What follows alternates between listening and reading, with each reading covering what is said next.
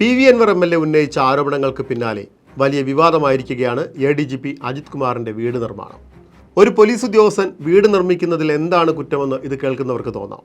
എന്നാൽ കോടികൾ വിലമതിക്കുന്ന ഭൂമിയിൽ കോടികൾ മുടക്കി അത്യാഡംബര മാളിക പണിയുന്നതിൻ്റെ സാമ്പത്തിക സ്രോതസ് എന്താണ് എന്ന ചോദ്യമാണ് പൊതുസമൂഹത്തിൽ നിന്നും ഉയരുന്നത്.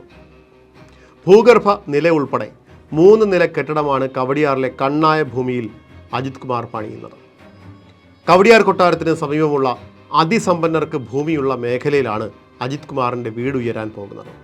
വീടിനുള്ളിൽ ലിഫ്റ്റ് സൗകര്യം ഉൾപ്പെടെ ആഡംബര സൗകര്യങ്ങൾ ഉണ്ടെന്നത് പ്ലാനിൽ നിന്ന് തന്നെ വ്യക്തമാണ്. നിർമ്മാണ സ്ഥലത്ത് വെച്ചിരിക്കുന്ന പ്ലാൻ പ്രകാരമാണെങ്കിൽ 3 നില കെട്ടിടമാണ് ഇവിടെ ഉയരാൻ പോകുന്നത്. ഇതിനൊപ്പം ഓപ്പൺ ബാത്ത് പ്ലേസ് എന്ന് ചേർത്തിട്ടുണ്ട്. ഇത് സ്വിമ്മിംഗ് പൂൾ ആകാമെന്നാണ് പറയുന്നത്. 2024 ഈ കെട്ടിടത്തിന് നിർമ്മാണ അനുമതി ലഭിച്ചത്. താഴത്തെ ബേസ്മെൻറ്റിന് 2000 ചതുരശ്ര അടിക്ക് മുകളിലാണ് വിസ്തീർണം.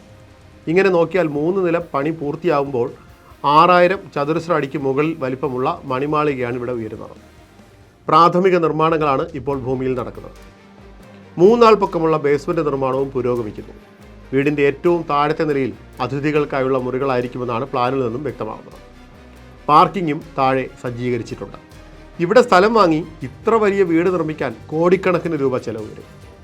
ഈ അടുത്ത കാലത്ത് വരെ സെൻറ്റിന് 65 ലക്ഷം രൂപയാണ് കവടിയാറിൽ ഭൂമിക്ക് വാങ്ങിയ കുറഞ്ഞ വില.